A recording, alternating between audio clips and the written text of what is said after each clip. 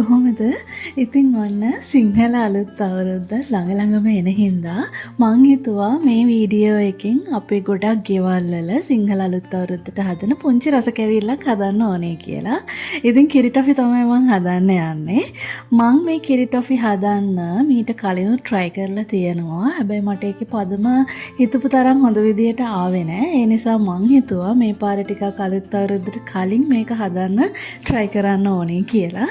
එහෙනම් අපි හදලා බලමු මොකද වෙන්නේ කියලා.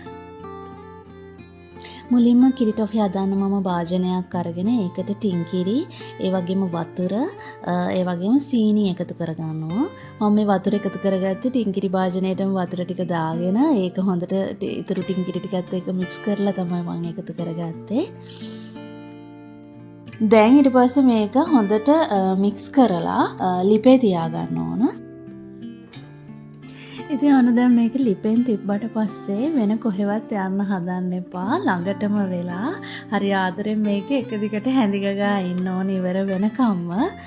නැත්තම් ඉතින් පදම වර්ධින්න පුළුවන්. ඔයාලට පේනවා ඇති මේක දැන් මැදින් බුබුලු දාගෙන එන්නේ. මේ හරියටම මිශ්‍රණය ලිපේ තියලා විනාඩි 15කට පස්සේ මේ තියෙන විනාඩි 25කට පස්සේ මිශ්‍රණය තියෙන විදිය මේකේ දැන් හොඳට බුබුලු දානවා. ඒ වගේම පාටත් පොඩ්ඩක් විතර වෙනස් වෙලා තියෙනවා. දැන් මේ තියෙන්නේ හරියටම විනාඩි 35කට පස්සේ. දැන් ඔයාලට පේනවා ඇති මේකේ පාටත් ටිකක් හොඳට වෙනස් වෙලා තියෙන්නේ. ඒ වගේම මිශ්‍රණය දැන් ටිකක් තික් වෙලා තියෙන්නේ. මේකේ විශේෂයෙන් කියන්න ඕන දෙයක් තියෙනවා. මම මේ කිරි ටොෆි මිශ්‍රණය හරිම අඩු උෂ්ණත්වයක තමයි තියලා තියෙන්නේ. ඒ වගේම පටන් ගත්ත වෙලාවේ ඉඳන් ඉවර වෙනකම් මම මේකේ උෂ්ණත්වය වෙනස් කරේ නැහැ. එකම උෂ්ණත්වයක තමයි මේ කිරි ටොෆි එක හදලා තියෙන්නේ. දැන් මේ මිශ්‍රණය ලිපේ තියලා හරියටම විනාඩි 40කට පස්සේ දැන් මේක හොඳට ටිකක් තික් වෙලා ඒ වගේම කලර් එකත් හොඳට වෙනස් වෙලා තියෙන. දැන් මේ වෙලාවේ මම මේකට බටර් ඒ වගේම වැනිලා එකතු කරගන්නවා.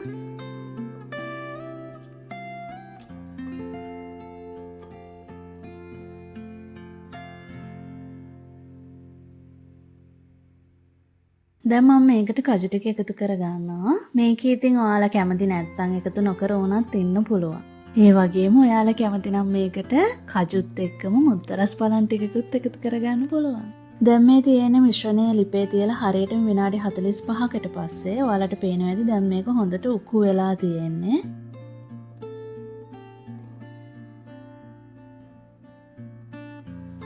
දැන් විනාඩි 50ක් ගිහිල්ලා තියෙන්නේ. දැන් නම් මේක ගොඩක් උකුයි. හැන්දෙන් මෙහෙම අරගෙන වක් කරද්දී අර වතුර වගේ වැක්කිරෙන්නේ නැහැ. ටිකක් අර උකු ගතියට තමයි ඒක වැක්කිරෙන්නේ.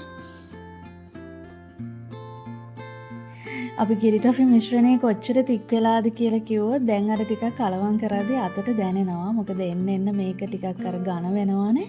එතකොට අර මේ අතට හොඳ තද ගතියක් දැනෙනවා කලවම් කරනකොට. ඒ වගේම මේක දැන් අර ලික්විඩ් එකක් වගේ භාජනය පුරා පැතිරෙන එක ටික ටික අඩු වෙලා අර එකට ඔක්කොම අර එක පේස්ට් එකක් වගේ හැදෙන්න තමයි යන්නේ ටික ටික. ඉතින් මේ ස්ටෙප් එක ආවා කියලා කියන්නේ දැන් අපේ කිරි ටොෆි එකේ අන්තිම හරිය තමයි යන්නේ. තව ටික වෙලාවකින් අපිට මේක ලිපෙන් එළියට ගන්න පුළුවන්. මේ හරියටම විනාඩි 55ක් ගියාට පස්සේ අපේ මිශ්‍රණයේ තියෙන විදිය දැන් මේක අර පේස්ට් එකක් වගේ ඔක්කොම එකට එකතු වෙලා තියෙන්නේ. දැන් මට හිතෙනවා මේක එළියට ගන්න වෙලාව හරි කියලා. තව ලිපේ තියන්න නැතුව මම මේක දැන් ලිපෙන් එළියට ගන්නවා. දැන් මම මේක ලිපෙන් එළියට ගත්ත ගමන් මේ විදියට ට්‍රේ එකකට දාගන්නවා. අද මම පාවිච්චි කරන්නේ සිලිකන් ට්‍රේ එකක්.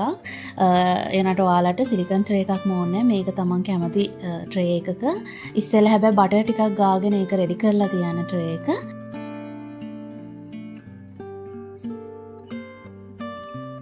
මේක මෙහෙම ස්පැටියුලා එකකින් මේ විදියට හදාගත්තට පස්සේ ඊළඟට තියෙන්නේ ඉක්මනට කෑලි ටික කපා ගන්න. ඊට පස්සේ මේක මේ විදියට ටක් ගාලා කෑලි ටික කපා ගන්න ඕන. කපාගෙන ඉවර වෙලා මේක කෑලි ටික 6 වෙන්න පැය භාගයක් විතර පැත්තකින් තියලා තියන්න.